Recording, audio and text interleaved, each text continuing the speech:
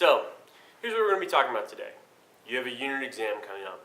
It's going to be on the Constitution, it's going to be on George Washington's presidency, and the balance of power inside of the federal government. So those are the three major topics that you need to study this weekend and prepare for. So we're going to do a quick review of all those different things. First off, the federal government. The Constitution's created and they realize that the Articles of Confederation are too weak. Each state is kind of like a child arguing with each other. They have issues over trade, currencies don't work from state to state. So in North Carolina and Massachusetts, they have different currencies, different money, which can be a huge problem. So there's nothing there. There's also no federal government, really. There's no military to put down rebellions. A great example of that would be Shays' Rebellion.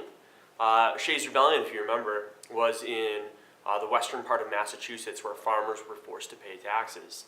And most of those farmers had been guys that had fought in the American Revolution, and they really didn't have a whole lot of money to give. And Daniel Shays, the leader of this group, ended up trying to close courthouses to stop foreclosures on their farms throughout the western part of Pennsylvania. And it nearly led to a revolt of the government until a private army was able to put it down. So Shays' Rebellion illustrated that without a strong central government, the states would bicker with each other. They might have internal problems.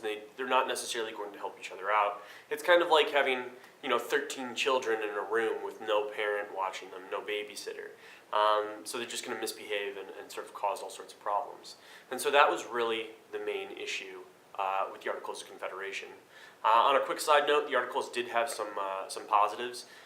They actually helped set up the distribution of land out in our northwest areas, so out by where the Ohio River Valley was, and further out towards what we call the Midwest nowadays. It helped organize that land so that it eventually had a path to statehood. Speaking about the federal government, when the Constitution was created, James Madison, who's considered the father of the Constitution, said, we need to have a balance. We need to make sure that one side doesn't become too powerful and it will be like a king again. We want to make sure that there's some sort of structure with checks and balances. So what they created was three separate groups. The first group would be the executive branch. They're the people responsible for executing the laws, enforcing the laws. At the top of the executive branch is the President of the United States. And since George Washington, the first president, presidents have expanded their powers, sort of using agencies like the FBI or the ATF or the DEA, these agencies to help the president enforce laws. Estimates are that somewhere around 4 million people are part of the executive branch. Then you have the judicial system, which is responsible for interpreting laws and the Constitution. At the top of the judicial system, you have the Supreme Court, and then working all your way down to your local courts like you have here. There's this whole system of appeals and district courts and federal courts for all these different types of situations. But essentially, the Supreme Court is at the very top, and whatever decision they make goes. One interesting thing about the Supreme Court is you don't have the right to go to the Supreme Court. They get to pick and choose their cases that they want to hear each year. So it's very particular. Also, you have at the very top of the Supreme Court 9 justices that are responsible, right? So 9 justices get to decide, with a chief justice usually being the tie-breaking vote. There's 9 since it's an odd number, and because it's odd, there can't be a tie. It'll be 5-4. That's the closest it could possibly be. So that's the system with that. Judges are also allowed to serve on the Supreme Court for their entire life. So basically until you lose the ability to mentally participate or you choose to retire or die, those are the only ways that you would really leave the Supreme Court. The third part is Congress. Now Congress is much bigger in scope. You have 435 members of the House of Representatives. So each state gets a certain proportion of that. California right now I believe gets 55 votes because they're one of the most populous states. Whereas if you look at like Montana or Wyoming, they might have 3 because their population is a lot lower. So it's really based on that sort of distribution of where people live. The more states get, the more votes in the House of Representatives. So it's based on population. On the other side of the chambers, because it's a bicameral legislature, you have the Senate. And in the Senate, everybody gets 2 votes. So there are 100 senators right now in the United States, 2 from each state. So essentially, for future laws to pass, they have to go from the House to the Senate, or the Senate to the House, and they go back and forth. And then eventually, if both sides can agree on them, they reconcile any differences, and they'll send that bill to the president's desk, where the president can sign it to become law. And if everything looks good, there's no constitutional issues or anything like that, the Supreme Court would have no reason to get involved. The judicial system would stay out of it. But if there was an issue with it, for example, the Supreme Court could rule it unconstitutional and get rid of those laws, and then that would send lawmakers back to the drawing board, essentially. So that's the separation of power. They all have these checks and balances which help control each other and prevent one side from becoming too strong. Moving on to George Washington's presidency. This is going to be another fairly large portion of your test. George Washington's presidency, the things I want you to know is that he's the first, right? And when you're the first, you get to decide what things are like. So the president can, decide, what are you going to address him as? Where is the president going to live? What do presidents wear? George Washington is the guy that gets to basically plan this out. So Washington does a couple of novel things. The first is when he's inaugurated, he adds in a couple of key words. At the end of his inauguration, without prompt from Justice Livingston,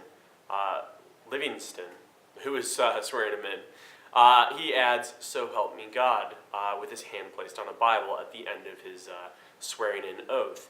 So that's sort of like a little ad-lib that he did, and it became a tradition that all presidents since have done. There's also other little things like only serving 2 terms. That wasn't an unwritten rule until Franklin Roosevelt served 3 terms, and Congress decided to actually write it down and make it part of the Constitution.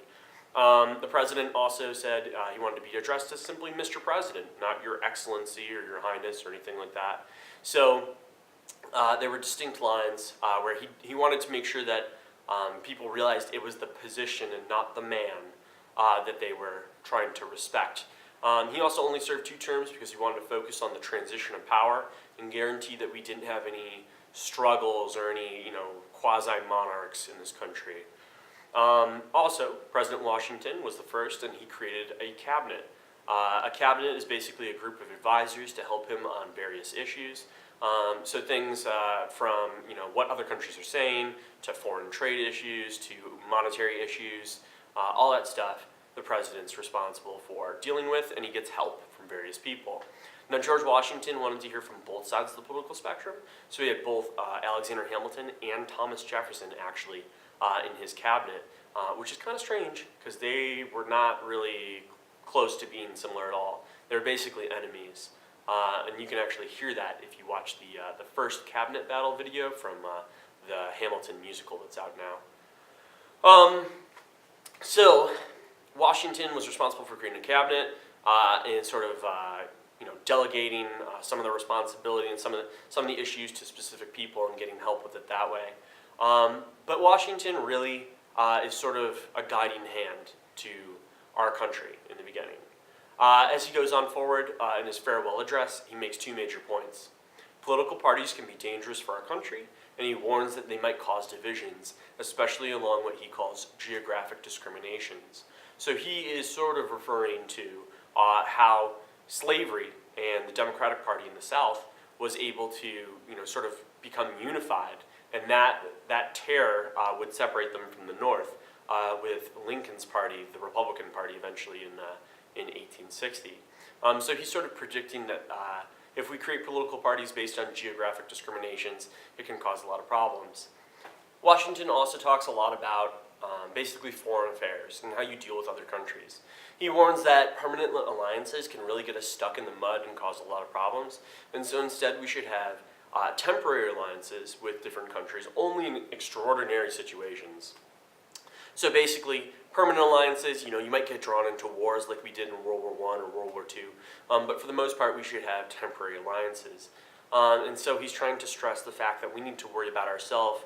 Our country is young, and His farewell speech overall, which he gives in 1796, basically shows how, if we are not careful, this country can fall apart. If we're not careful, things can end up, really ugly. And he predicts a lot of the bad things that were to happen in the future. So, the Bill of Rights, you have to know this. There are 5 freedoms in the First Amendment. You have the freedom of speech, the freedom of press, the freedom of assembly, the freedom of religion, and the freedom to petition your government. So with each of these freedoms, basically, there are certain restrictions, but for the most part, these are the most important rights that you have because it gives you the ability to express yourself. The Second Amendment, it's the right to own a gun, essentially. They say the right to bear arms. Now, this has been interpreted in lots of different ways, but particularly with the help of the NRA, gun rights have expanded recently to protect people who are hunters and sport enthusiasts and things like that. That's what the Second Amendment is all about. The Third Amendment we don't really use anymore. It's about the Quartering Act. Basically, it says that soldiers can't live in your home. Not a big deal. The Fourth Amendment is all about search and seizure. So it says that police officers don't have the right to go through your things without search warrants signed by judges with specific places and persons and things to be searched for and where. So they're very specific in what they do. The Fifth Amendment gives you the right not to testify against yourself in court. So essentially you can plead the Fifth and not say yes, not say no, but this applies only in criminal cases. You also have the power to not be tried for the same crime twice. This is what we call double jeopardy. So the Sixth and Seventh Amendments, really quick, it gives you the right to a speedy trial. You can't be locked up in jail forever. It gives you the right to an attorney if you can afford one. It gives you the right to a jury trial if you want one. Basically, they all have to do with your different rights in court, should you be charged with a crime.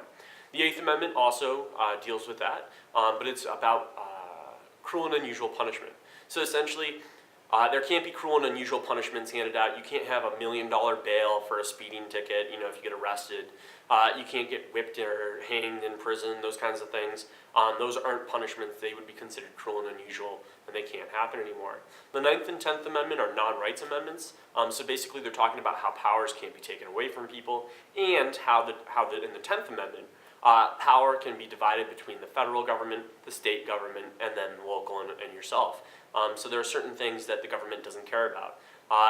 The federal government has some things that they control. The state government has some things that they control, like education. So education in each state is different. And then you also have personal control over some things. What language are you going to speak? There's no official language in this country, so you have the ability to choose that. You can have, Spanish or English or French or German as your primary language. It's really flexible. So these Bill of Rights are really important. They basically act as a shield for you.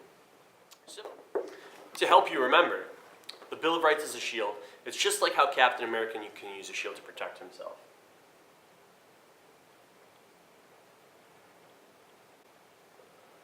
The Bill of Rights are designed to protect your personal freedoms. Basically, they guarantee certain things that the government can't take away from you. Unless you become a criminal, certain rights can be taken away. But they're designed to protect you. They're designed to keep you safe and give you the ability to be a participant in democracy. So that's going to do it. If you have any questions about the test on Tuesday, shoot me an email. Remind works. There's lots of ways to get into contact. Hope you guys do great. Simple stuff.